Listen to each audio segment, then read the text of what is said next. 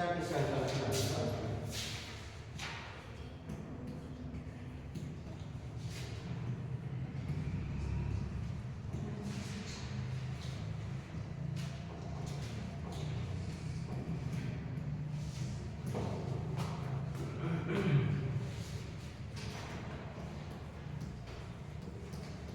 शिक्षा की संकल्पना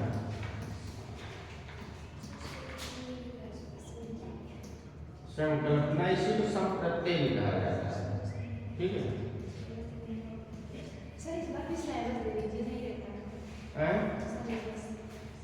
सिलेबस कर रहे थे पीडीएफ दे देते उसमें पूरा व्हाट्सएप पे भेजते हैं।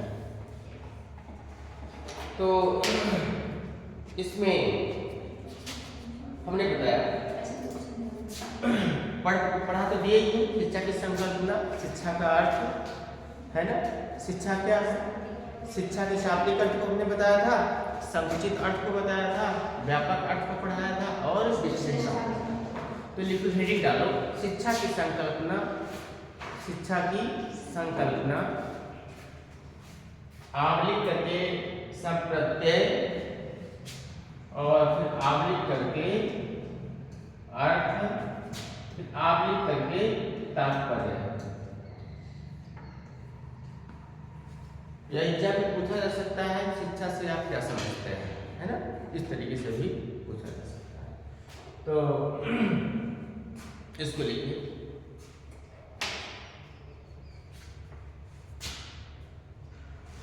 शिक्षा की संकल्पना का तात्पर्य, शिक्षा की संकल्पना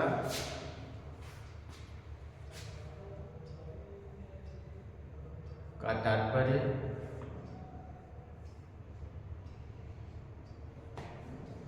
शिक्षा क्या है,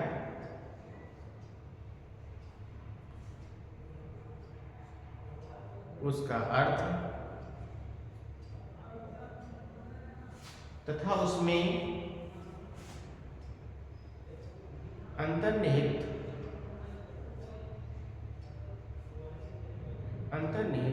तत्वों को, अंतर्निहित तत्वों को अव्यक्त करने की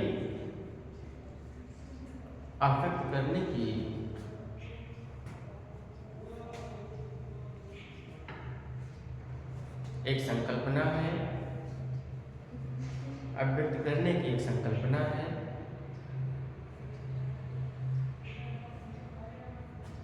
इसके शाब्दिक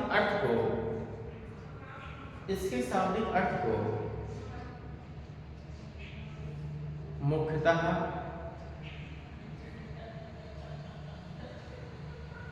दो भागों में विभाजित किया गया है।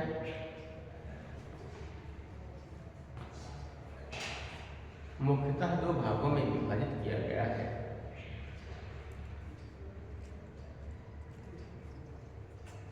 नंबर 1,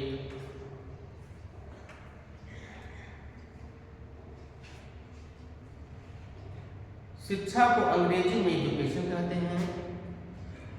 शिक्षा को अंग्रेजी में एजुकेशन कहते हैं।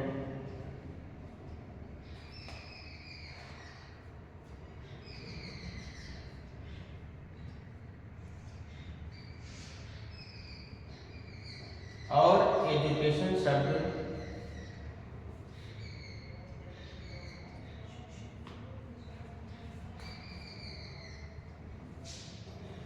लैटिन भाषा के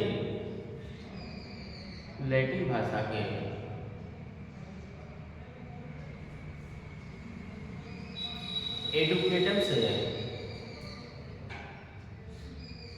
लैटिन भाषा के एडुकेटम से इसकी उत्पत्ति हुई है।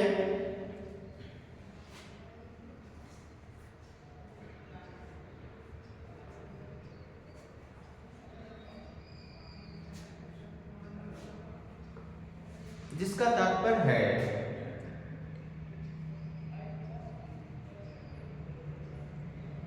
बालक की आंतरिक शक्तियों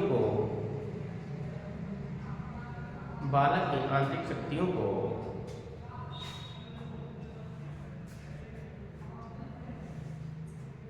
बाहर निकालना, बाहर निकालना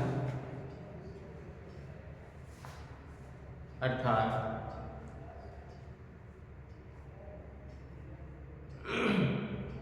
बालक के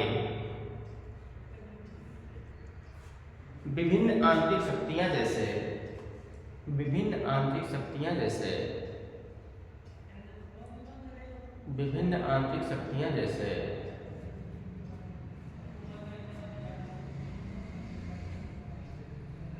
जैसे शरीर मन आत्मा,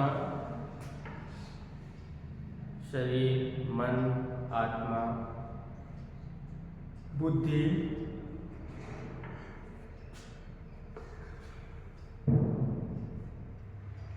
इन्हें विकसित करके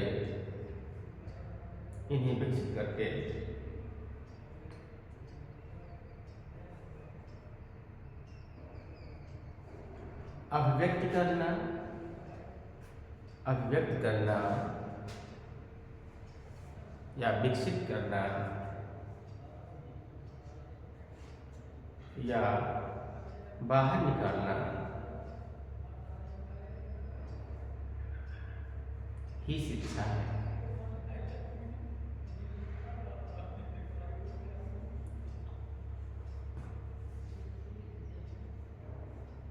वस्तुतः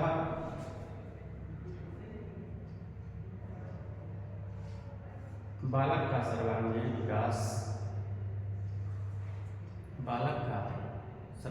विकास करना ही शिक्षा है।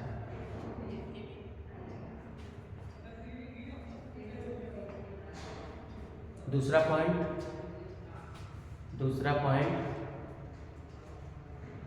शिक्षा की उत्पत्ति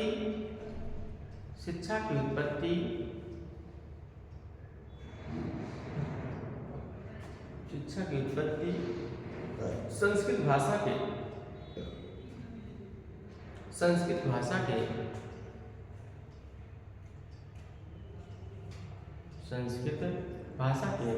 शिक्ष धातु से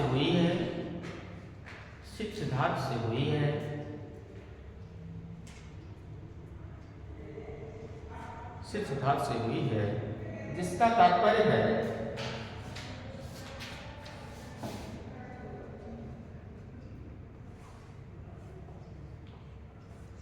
सीखने की क्रिया को संपन्न करना।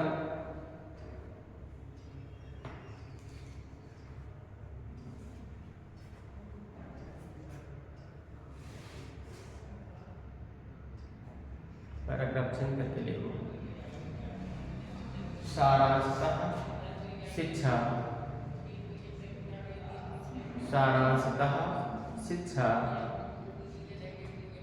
एक निरंतर चलने वाली प्रक्रिया है।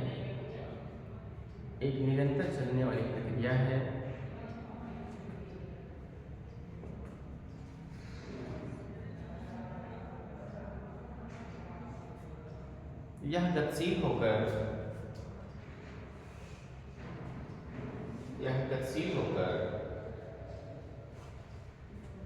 जीवन पर्यंत चलती रहती है।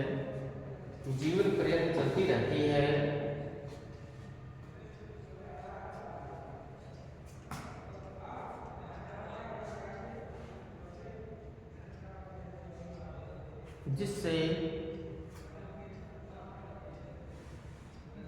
व्यक्तित्व का विकास होता है।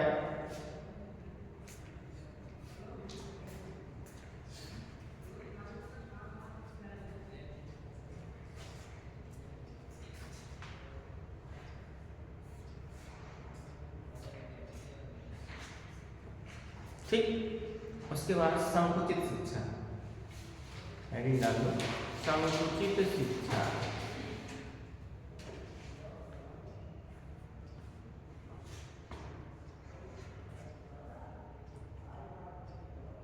संकुचित शिक्षा एक औपचारिक शिक्षा है।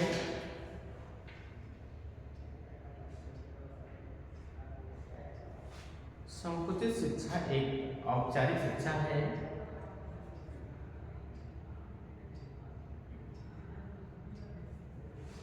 जिसे पुस्तकीय शिक्षा भी कहा जाता है, जिसे पुस्तकीय शिक्षा भी कहा जाता है। हमने बताया था इसमें एक निश्चित स्थान होता है, एक निश्चित समय होता है और एक निश्चित पाठ्यक्रम होता है। इसीलिए हम लोग इसको क्या कहते हैं, पुस्तकीय शिक्षा। और इसी को हम क्या कहते हैं, औपचारिक शिक्षा कहते हैं। कौन सी शिक्षा कहते हैं, औपचारिक। विद्यालय क्या है, एक औपचारिक संस्था है। क्या है, औपचारिक संस्था है।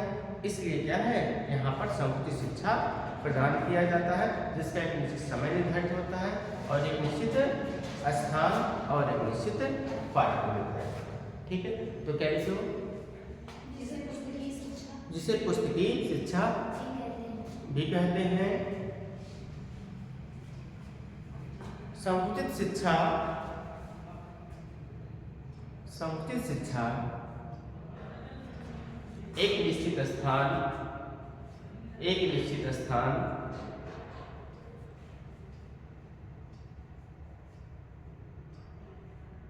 एक निश्चित समय, एक निश्चित समय तथा एक निश्चित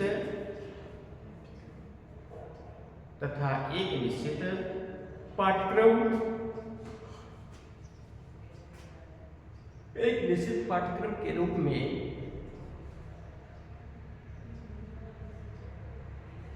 शिक्षा प्रदान की जाती है।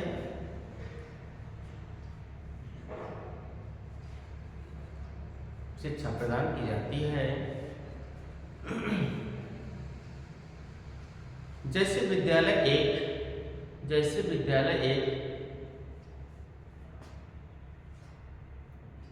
औपचारिक संस्था है।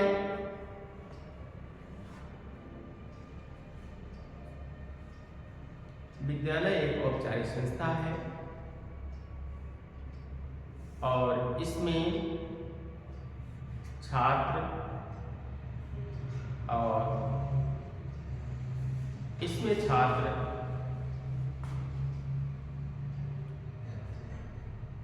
संकुचित शिक्षा या औपचारिक शिक्षा को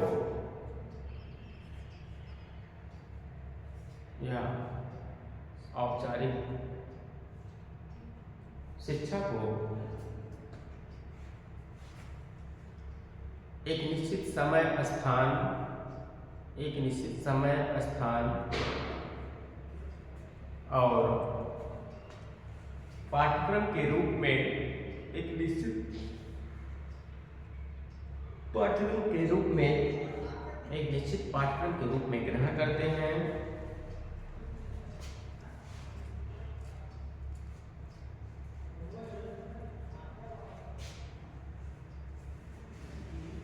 उसके बाद मैकेंजी के अनुसार, किसके अनुसार, मैकेंजी, J.S. मैकेंजी के अनुसार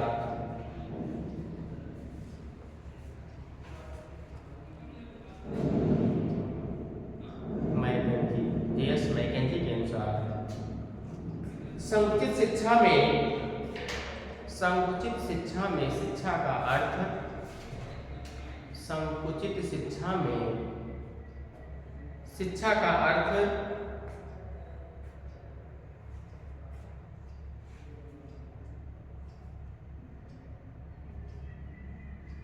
हमारी शक्तियों के सुधार, हमारी शक्तियों के विकास और सुधार के लिए, तेज बोल रहे हैं क्या, बोलना, हमारी शक्तियों के विकास और सुधार के लिए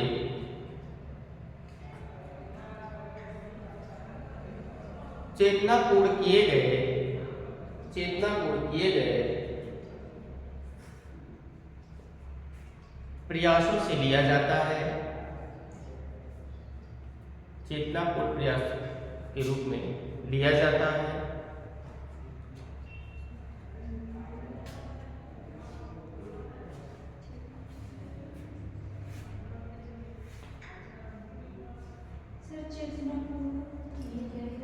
हाँ, प्रयासों से लिया जाता है। तो आपका ये हो गया संकुचित शिक्षा। ये परिभाषा आपको याद करनी है। ठीक, हमने आप लोग को कहा था कल 2 परिभाषाएं सुनाने के लिए, तो कोई याद करके आया कि नहीं? भूल गए?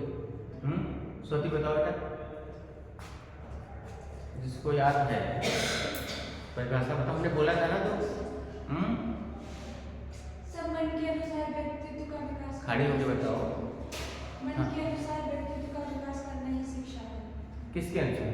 मन के अनुसार, मन के अनुसार व्यक्तित्व का विकास करना ही शिक्षा है। और दूसरा एक ही हमने कहा था 2 परिभाषा याद करने को ना, इतने सारी परिभाषाएं कल हमने बताया था। स्वामी विवेकानंद के अनुसार दैवीय शक्ति होगा। हाँ, और हाँ, शरीर में आत्मा है, स्वस्थ शरीर में स्वस्थ मस्तिष्क का विकास करना, रस महाराज। हाँ, अच्छा, इसमें फ्रोवेल का भी आएगा, आगे डमलिन का आएगा, और इसमें और भी आए। हाँ, तो बहुत सारे लोग का है, तो तुम 2-3 परिभाषाएं याद रखो, ठीक, बैठ जाओ, है ना। तो आगे इसमें है व्यापक शिक्षा। कौन सी शिक्षा? व्यापक शिक्षा। शिक्षा का व्यापक अर्थ लिख लीजिए, शिक्षा का व्यापक अर्थ। शिक्षा का व्यापक अर्थ में हमने आप लोग को बताया था, शिक्षा एक निरंतर चलने वाली प्रक्रिया है, जिसमें व्यक्ति जन्म से लेकर मृत्यु पर्यंत तक क्या करता है? सीखता रहता है ना। क्या करता है? एक निरंतर चलती है, तो निरंतर के साथ साथ क्या है, गतिशीलता भी इसमें होती है, और जब व्यक्ति जन्म लेता है, जन्म से लेकर मृत्यु पर्यंत तक कुछ न कुछ सीखता रहता है। तो उसी का इसमें मतलब व्यापक प्रक्रिया है, एक व्यापक प्रक्रिया है। जैसे हम लोग ने शाब्दिक अर्थ में बालक की आंतरिक शक्तियों का विकास करना, समुचित अर्थ में हमने बताया कि आप पुस्तकीय शिक्षा से औपचारिक शिक्षा होती है, जो एक निश्चित स्थान पर ग्रहण किया जा रहा है। इसमें आलोचना भी कुछ लोगों ने किया, शिक्षा के समुचित अर्थ से शिक्षा पूर्ण नहीं होती है ना। विद्यालय की शिक्षा से पूर्ण शिक्षा नहीं होती। आप अपने घर पर भी और अनौपचारिक शिक्षा से भी उसकी कुछ न कुछ योगदान होता है ना। यहाँ पे सब कुछ सिखाया नहीं जा सकता है ना। तो आप घर पर भी सीखते हैं, घर पर भी क्या करते हैं? शिक्षा को सीखते हैं, अध्ययन करते हैं। वो कौन सी शिक्षा होती है घर पे?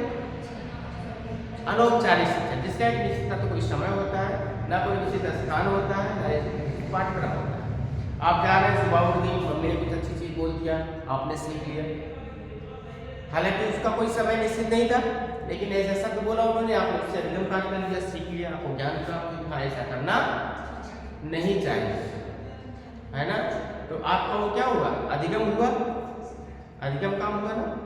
तो उसी तरीके से क्या होता है, विभिन्न विद्वानों ने इसकी आलोचना भी किया है कि संकुचित शिक्षा शिक्षा के मूल भावनाओं को प्रकट नहीं करता है, या एकांगी है, एक पक्षीय है, या संपूर्णता की शिक्षा का वर्णन नहीं करता है, उसको अभिव्यक्त नहीं करता है। क्यों? क्योंकि यह केवल पुस्तकीय शिक्षा को ही शिक्षा मान लेता है, पुस्तकीय शिक्षा को ही शिक्षा मान लेता है।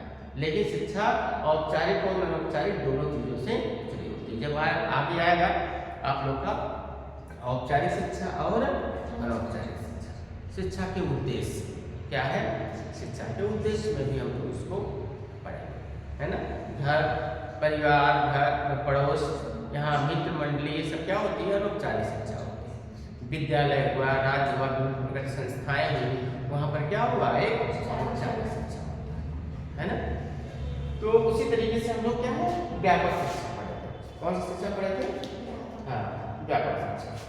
तो चलो इसको हम लोग कल पढ़ा दें। पहले हम इसमें और कुछ पढ़ाना है ना। तो शिक्षा एक ध्रुवीय प्रक्रिया है, एडम्स महोदय ने कहा। किसने कहा था? एडम्स। एग्जाम में आता है, बहुत एग्जाम में आता है, टेस्ट क्रिकेट में भी आता है, यूपीटेट में भी खूब आता है, यहाँ से परिभाषा एक उठाता है। एडम्स ने कहा था शिक्षा एक ऐसी प्रक्रिया है जो 2 ध्रुवों से जुड़ी होती है। किससे जुड़ी होती है? 2 ध्रुवों से जुड़ी होती है। एक शिक्षक होता है और एक छात्र होता है। एक ध्रुव ये हो गया और एक ध्रुव, इन दोनों ध्रुवों में क्या होता है? शिक्षा का आदान प्रदान होता है। तो इन्होंने कैसे कहा था शिक्षा एक द्विध्रुवीय प्रक्रिया है? एडम्स महोदय याद कर लो, शिवानी याद कर लो, शिक्षा एक कौन सी प्रक्रिया है? द्विध्रुवीय प्रक्रिया है। एक और शिक्षक होता है, एक और छात्र होता है। इन्हीं दोनों के बीच में क्या होता है? शिक्षा गतिशील होती रहती है, एक निरंतर चलने वाली प्रक्रिया है, गतिशीलता इसमें होती है। अब देखिए इसमें क्या है, हमने कहा था कि और भी विद्वान है जो इसको क्या है कहते हैं, क्या है? त्रिध्रुवीय प्रक्रिया है। क्या है? क्या एक कौन सी प्रक्रिया है? हाँ तो इसमें त्रिध्रुवीय प्रक्रिया में क्या आ जाएगा? पाठ्यक्रम आ जाएगा। क्या आ जाएगा? पाठ्यक्रम आ जाएगा। तो शिक्षक छात्र और पाठ्यक्रम अर्थात क्या है? ये त्रिध्रुवीय प्रक्रिया हो जाएगी। क्या हो जाएगी? हाँ ये त्रिध्रुवीय प्रक्रिया हो जाएगी, मतलब इसी में पाठ्यक्रम और जुड़ जाएगा। एग्जाम में आएगा जैसे ग्राफ बना देगा, है ना? इसने कहा है और ये सारी चीजें उसमें शिक्षा एक द्विध्रुवीय प्रक्रिया, शिक्षा एक है। तो कल हम लोग इसको अच्छे से